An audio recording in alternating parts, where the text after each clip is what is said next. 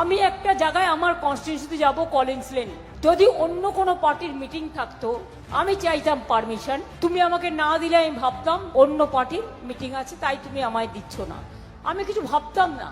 কোনো পার্টির মিটিং নেই, এত বড় সাহস ওই গদ্দার একজনকে ভবানীপুরে রিটার্নিং অফিসার করে নিয়ে এসছে, সে বলছে না পারমিশন দেব না, আমি দেখব নির্বাচনের পরে তোমাকে বিজেপি গভর্নর করে না রাষ্ট্রপতি করে, এটাও আমি দেখে নেব। তুমি থাকো তো বারুইপুরে, তোমাকে আমরাই ভিডিও বানিয়েছিলাম, তুমি তো রিটার্নিং অফিসার হওয়ার যোগ্যতা নেই তোমার, তুমি আমাকে পারমিশন না দিয়ে আটকাবে, আমি মিটিং করব না।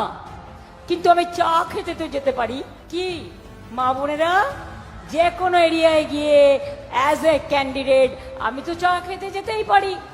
তুমি আমার চা খাওয়া বন্ধ করো তো, সাহস থাকলে দেখবো, বন্ধ করো। আমার মিটিং করার দরকার নেই, আমি একটা এলাকায় গিয়ে একটা রাস্তায় গিয়ে বসলেই সব চলে আসবে। ইটের জবাব আমি পাটকেলে দিই।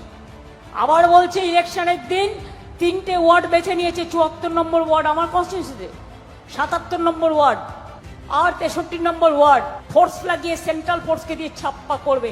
এমন ধাপ্পা দেব না বুঝবে ঠেলা, ধোকার ডালনা খাওয়াবো, আর বিচুটি পাতার ঝোল খাওয়াবো, আর নিম পাতার চাটনি খাওয়াবো।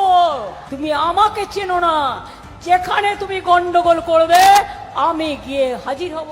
তুমি আটকাও আমাকে, আমাকে তুমি ব্যান করবে, আমাকে ব্যান করলে সারা ভারতবর্ষ সারা পৃথিবী আমাকে দেখাবে।